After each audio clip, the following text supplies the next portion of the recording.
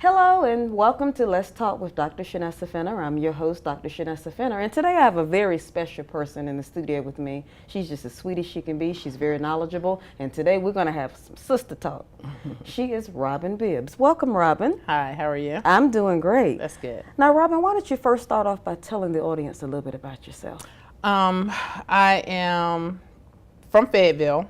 I've been here since I was 12 years old, military. I was born here, but I left Fayetteville, traveling to Germany and different places and come back here. I graduated from Douglasburg. Okay, yeah. All right. And graduated from Fayetteville State twice, which, Okay.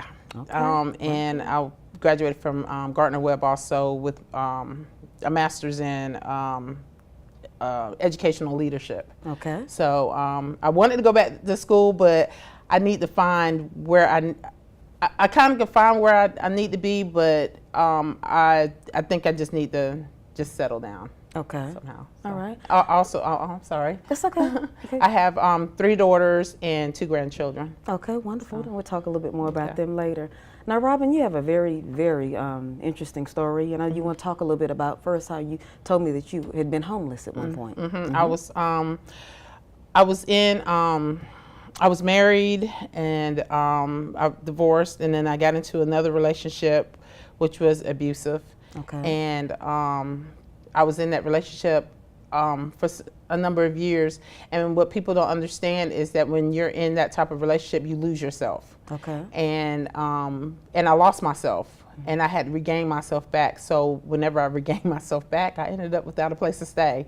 And so even though I had family here, family can turn their back on you when you're in your weakest moment. So I ended up having to be in a homeless position for 4 years, basically because, it was 4 years because I was in a transitional housing from 2002 to 2006. And and that's where I had to redirect my life, had to do some major changes. Now, Robin, I love the way you shared the part about being abusive. I know that I had a very good friend, and she was in an abusive relationship, and she called me one evening. She needed some money to go get a bus ticket. So I gave her the money and all, and made sure she got to the bus station. She was in a very abusive situation. It was also a very dangerous situation. So if somebody's listening right now, Robin, and I know sometimes when you're on the outside, like I would be on the outside, it looks so easy to just up and flee and go away. But from my understanding, it's not that easy. Okay? So if someone's listening, give them some advice about that. Well, the thing is that you have to find yourself. No one can help you. You have to help yourself. You have to get in your mind that you love yourself more than anything in the world. You have to love yourself. Sometimes it seems like it's selfish to even love yourself more than your children, and you love your children, but you have to love yourself to the point where this is the wrong thing to do. So it's all about loving yourself. It is. It's all about getting your mind in a place where this is wrong and this is not what I want out of my life. That's the only thing I can tell anyone. You have to love yourself. Okay. Now, Robin, when was that moment, and I'm not sure if there was a moment, but when was that moment that you decided, hey, I've got to get out of here. I can't take this anymore? It was 2002, actually. Whenever I kind of dealt with him a little bit, but it was like, I have to get myself right. This is not the person that I was before I met you. Why am I in this position now?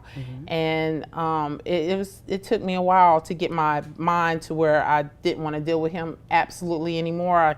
It was still a few years even after that. But I had to love myself more. And that's why I put myself through school. And let's talk a little bit about that. You had how many children at the time? 3. 3 children, and you have 3 degrees now? Yes. So see, that's wonderful. So tell me, what was that journey like? Well, I was in the homeless shelter, and I had a CNA, but I kind of let let it lapse. And so I went back to school for my CNA 1, and I said, wait a minute. I can go for CNA 2. So I started for CNA 2, and I got into it, and I started working, and I was still going to school. And the whole time I was dreaming, I was like, I was dreaming that I was going to be a teacher. Now I'm like, how am I going to be a teacher and I'm going to go to school for nursing? So I was in school for nursing. I started school for here at Fayetteville State for nursing. And the program was a little unstable, and I was like, I really want to do this, but my first love is criminal justice. So I was like, oh, okay, let me go ahead and just change over to criminal justice. So I changed over to criminal justice, and the whole time I was working, doing my CNA work, working at other places, going to school at the same time, taking care of my kids. So I had like 2 jobs basically, going to school, 2 different schools, and trying to take care of my family because I had a mission that I had to accomplish, which was getting through school, because I would go to school and quit, and I was like, I'm not going to do this. So I went to school, got my criminal justice degree, and I was going to work like as a probation officer or something, but I was like, why would I change someone grown when I can reach someone that's younger? That's right. And so I worked in a group home for a little bit, and I was like, oh my God, the kids are really taking to me. And that made me change my thought. So I went into the school system as a one-on-one just to see if that would be what I wanted to do, and I loved it. Everyone it was like I was the one everyone come to for anything. So Okay. And let's say we have an audience member that doesn't know what a one-on-one is. Talk a little bit about what that is. A one-on-one is usually for a child that's either having some difficulties in the classroom or a child that has some medical issues.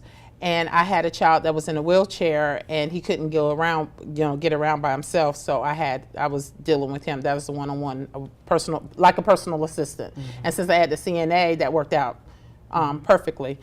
And after that, the next year, I started applying for a teaching position in special education, and I was like, okay, I got the job, and I was overwhelmed because it was different. When you are a one-on-one, is different than being a teacher. Yes. And I was like, oh my God, what did I get myself into? Because it's major paperwork and a lot of different things, and so I did it. You did. And For how long? Still now. Okay. I'm still doing it. Okay. And I've gone back to school because it took me 3 years to get that degree. It took me 2 years to get my master's in special education, and it took me a year to get my master's in administration. Okay, now do you plan on getting that doctorate or that PhD? Just thought I'd ask. I doubt it because that's a lot of research.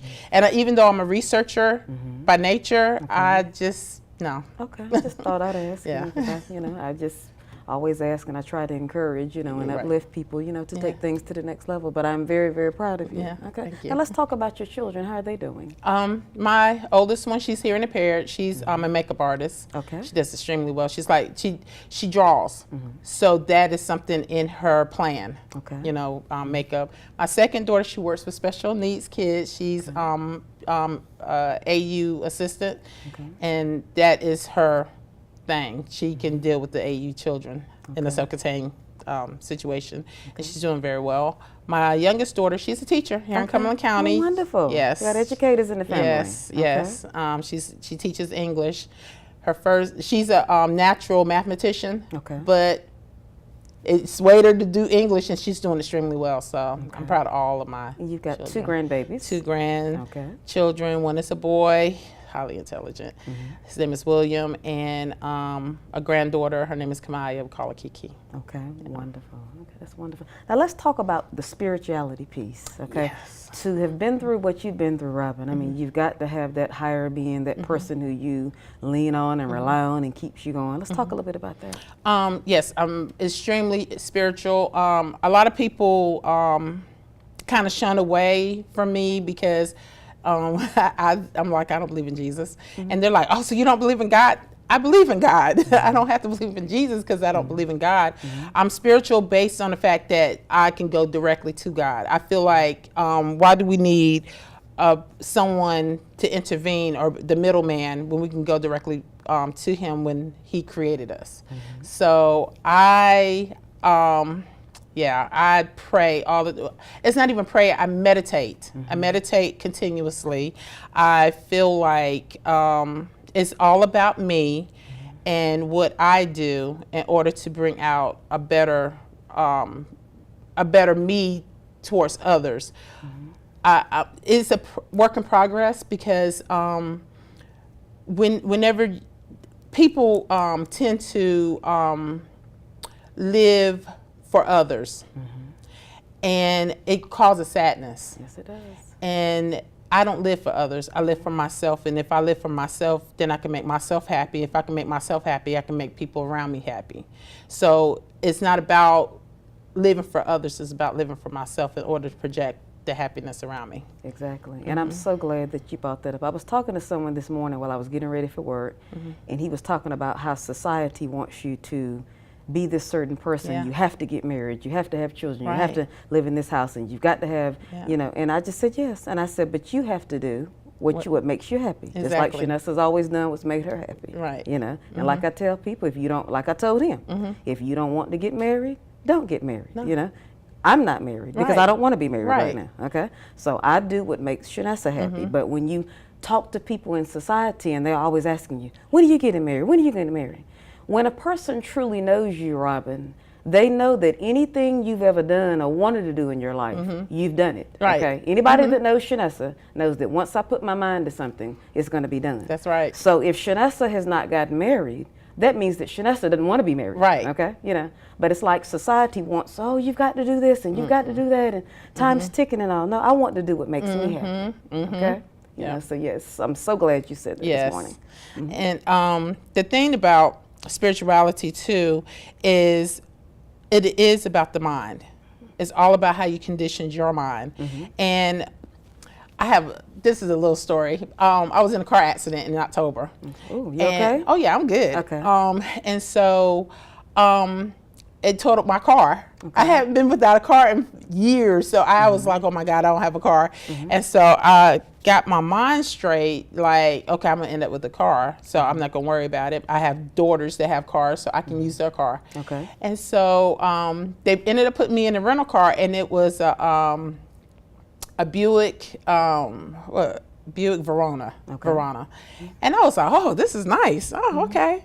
So anytime I put my mind to something, it normally manifests itself. That's right. So I was like, oh, okay, I like that. And the whole time I had the rental car, which was about a month or so, Okay. it was a Buick Verona. And so I was like, okay. So whenever I went to start looking for a car, for some reason I kept dreaming of a Buick Verona. And I was like, I don't want red. And I knew I was going to get red because I said, I don't want. And anytime you don't want something, it manifests itself. Okay. So I was like, okay. So one day I was like, okay, I'm going to get this car. I called one place. We did everything on the internet and through the phone and just through faxing and everything, and ended up with a red Buick Verona, brand new 2017. That wasn't in my plans, you know, beforehand, before I got in the accident, but I said that I wanted a new car, and I had been saying that for like months, even before the accident. But it still wasn't in my plans, like, oh, I want a new car, but you know, you have your car and I'm going to be okay. Yeah. So you do believe that you can speak things into Oh, existence? God, Robin? yes. All the time. I wouldn't have had my 3 degrees. My kids wouldn't be doing well. And I wouldn't have what I have now if I didn't speak it into existence. Now, would you say that you're in a place right now where that you're very happy or you're content and you're loving your life right now? Oh, yeah, Okay. I am. And it took some time to get It there? took some time to get there, but my mind is there. Okay, Yeah. good, good. Let's talk about Black America. I Oh, know earlier yeah. before we started the show, I was talking to you about sisterhood, you know. Now, when it comes to Black women, you know, and I love my sisters just like you love your sisters as well, but I talked to you about how I feel that we as Black women, you know, we're not as close as we should be. Everything, Robin, is always a competition, and you're not even a part of the competition, you know. And it's always jealousy, envy, you know, what does this person have that I don't have, you know, and it's just, I mean, it's crazy, you know. And of course, when you're a busy working woman, you don't have time to think about competing or what someone else has. I mean, you're too busy trying to, you know, make sure you're okay, you know. So talk to me a little bit about, you know, the plight of our sisterhood. Well, I work in Wake County, and I work with 3 Black women in a predominantly white school. And the thing that I'm finding with working with our sisters is that there is always something going on. It's like a constant battle. We're just like, I can't even, it's just so much because so much you can't even get it no, out. you can't right. Because it's so much, and you're like, why is this even existing whenever we can all get along and just keep it moving? It's not the fact of getting along, it's the fact of, well, I don't want you to do more to me. And it's a constant, I don't want you to do more than me. So I'm going to keep you out the loop and tell this person because I don't want you in it because I feel like you will do more than I am. And that's what goes on a consistent basis. Even online, I see it. You know, you pose a question and it's a battle. And I'm like, why do we have to battle each other? We all should be on one accord, because I feel like if we were all on one accord, a lot of things would not be happening in this world, especially in the United States. And you're right, because you can meet a black female and, like, I'm an encourager. I'm going to always encourage you. Like I asked you earlier, you going to get your doctorate? Right. You know, I'm always encouraging and wanting to be your cheerleader and all. But it's always, you know, what does this person have that I don't have? And who is she, or who does she think she is? And you know the familiar, she thinks she's cute, you know. God, and it's so amazing how people can try to, you know, they can get in your brain and try to tell you what you think, you know. I mean, that's wonderful. I mean, you know, but I mean, it's just, it's always wrong, and it's always negative, you know. So I don't understand why we can't create a united front and work together and build something and have something and, you know, enjoy our sisterhood, you know. I think it's just too much. We've been conditioned to think a certain way and be a certain way and to be in competition, and we can't uncondition ourselves, and we need to uncondition ourselves. And that's why I'm so spiritual, because I think that I don't want to be in that conditioned state. I want to be where I'm a friend to someone, or I'm a helper to someone, instead of being what they want me to be. And that's the problem. And you're right, and I think that that's something that we need to look at. I've written articles, Robin, and because I write for several black female magazines, and I've written about that, you know, why can't we be close? Why is everything a competition, you know? I mean, I just don't understand, you know. And I know the state of the black woman, you know, 70% of black women right now, Robin, leading households, you know. So, I mean, we're having to do what we have to do. We're making it happen. We're independent. You know, some of us feel abandoned, you know, feeling like the black man has left us, you know, and doesn't have himself together. I mean, so, I mean, we need one another to have that support of sisterhood, you know, and it's just, it's like we don't have it, you know. No, because we let other people, it's a control thing. We let other people control us, and we have to step back and stop letting others control us and be able to control ourselves. Okay. Now let's talk a little bit about the black male. I love talking about that. I know you have a son, grandson, and all. Yeah. Let's talk a little bit about that. What I'm seeing is we're the problem because we can't get along. And if we can't get along, what do you think we're emanating to our children? And so when we're using excuses for our kids, instead of showing them the way that they, not that they should go, but showing them a path that they could be on to be productive.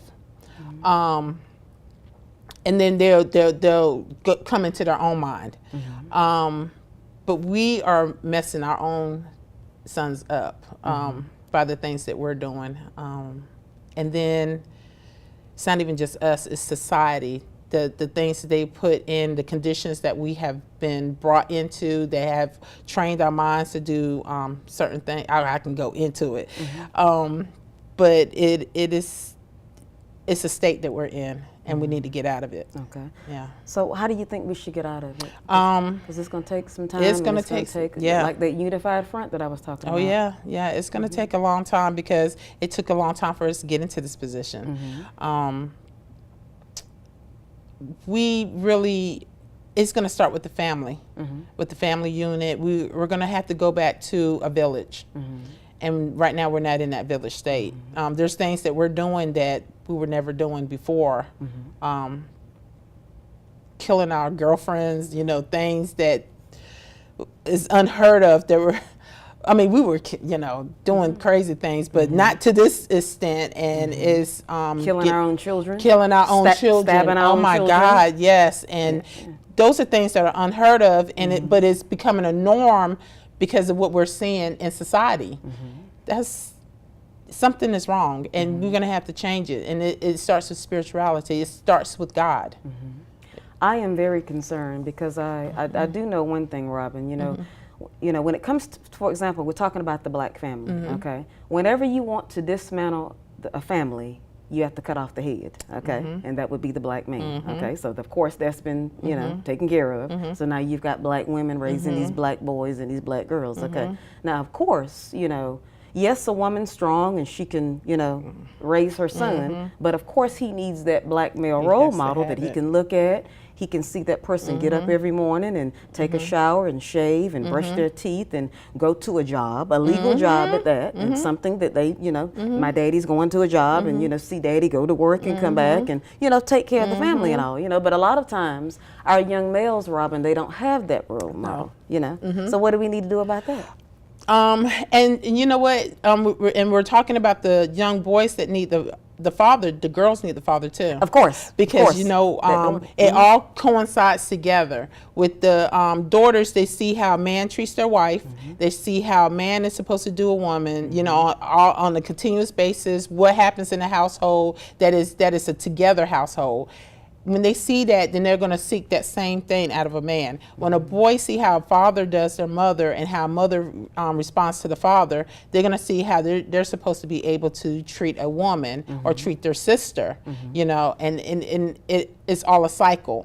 When that cycle is broken, the downward spiral is going to continue until someone comes to where in their mind they're like, well, I'm going to break the cycle and I'm going to start being a family man to my family, whether it's my sister's family, my wife's family, to whoever, be there for my family. We have men that's in the families that's not doing anything, and that's a problem. Where do you think that comes from, Robin? It comes from having not an intact family.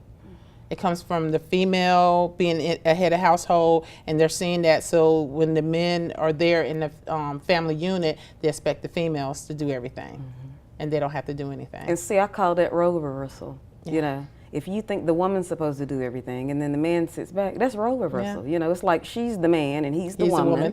And then of course, if she says something all the time, it's, oh, you're bossy, you take over everything. Well, if she's the one who's doing everything and making the money, yes, she's going to be bossy and take over. What are you doing? Right. But I just don't understand this whole mentality of how someone can just sit at home every day and think that they're not supposed to work and somebody else is supposed to take care of them. Because they've been conditioned. It's a condition. It is ridiculous. It is. It is ridiculous. I see it every day, and I question, and I'm to the point where I'm not even questioning. I care. You have to care because you see the conditions of the world, but you can't do anything but to save yourself. So. And as a woman who may want that significant other and all, the pickings are slim. I mean, so what do? I mean, because of course you're taught when you're little, don't settle. You don't settle. You've gone out here, you've worked hard, you've done what you're supposed to do. Don't settle. Right. You see, people are real quick to tell you too when you're dating somebody, oh, no, that person's not on your level. What about the term equally yoked? Right. So, I mean, that comes to play as well too. It does. And another thing too, now that we're talking about it, people don't realize that what we ingest affects our brain. And so with a lot of the foods that we eat has a lot of chemicals in it, and it causes chemical imbalances, and that can affect us also. Just like people drink soy milk. Soy is a synthetic plant, and they were using it to make paint and glue and all that. So why would we ingest that? It's just certain things that we're ingesting in our system. You eat something long enough, it's going to become a part of you. So with that being said, I feel like food is a major problem. There's a lot of things that need to be changed. Okay, all right. So do you think that we will ever, be as we need to be? I often think about what would Martin Luther King say right now if he was looking, and if he was here, and what would Malcolm say, and I bet they would just be like in total shock and denial, but I mean, they would really, really be disappointed. I know they would. And I'm just like, oh my goodness, how are we going to turn this around, and what needs to happen, you know, it's getting worse and worse. I think it would have to come to a total destruction before it would become better. I think everything would have to be destroyed and brought out fresh before we can even do anything about it, because it's just too far gone. I mean, we're the men. We're the women. I mean, what are we doing? We're born a certain way, and then we were like, well, we were born to actually be this way, but how do you get that in your head? I'm not knocking that, but I'm just saying there's something wrong with, it's like the new truth. The lies are the new truth. And people are ingesting those lies, and you tell it to them long enough, they're like, oh, okay, this is what it's supposed to be. But you know, the truth is out there, and you've heard the truth, so why are you taking that as the truth when you know that's a lie? So it's all of what people are being fed. I do feel like we're living in our last days, because I feel like wrong is right. Oh, yeah. And right is not wrong. Right. You know, and I just see so many things going on. I'm like, you know, anybody with common sense, but I always say common sense isn't common anymore. Right, no, you it's know? not. But anything, you know, anybody who has common sense knows that a lot of this stuff is going on. It's not right, you know. And so I just don't understand, what are we going to do about it, you know? Right, right. That's why we have to, people say we have to be prayed up, but you know, we have to really have that strong connection to God, that strong connection. Okay.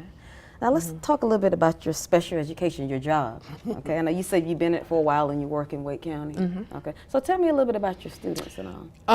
I have type of students do I have? I have AU students, because they are integrated into the classroom. I have ID mild, what I consider ID mild in the classroom, and I have specific learning disabled. Okay. So those are the type of students that I have. They're integrated in the classroom. Okay. And that's the way of what we're moving into, integration. All students integrated in the classroom, regardless of whether the ID mild, ID moderate, AU. Those are the kids that we're teaching. Yeah, all the way. Now, how are they doing? How are they doing in the classrooms? They're doing fine. Okay. Children will adapt. It's the adults that don't adapt. Okay. And that's where the issues are coming in. The teachers are like, no, and we're like, yes, and the children are like, yes, we're here, and you're gonna teach me. Exactly. So that's where that's the issues. It's the teachers not conforming, not you know. Like the children. All right. Yeah. Well, Robin, our time's almost up, and I'd like for you to give the audience any kind of food for thought or goodbye words, or any kind of advice you'd like to give someone who's listening. It's been a pleasure speaking with you, especially on Black America and all. Oh, yeah. I don't really have anything to say except we just have to get our minds right, because it's really getting bad out there, and we need to pray, meditate, however your spiritual ways are, because it's going to get even worse. Yes, and I'm very concerned. I am too. Well, I thank you, and I wish you continued success. I will. And thank you, audience, for viewing Let's Talk with Dr. Shanessa Fenner. Yes. Have a good one.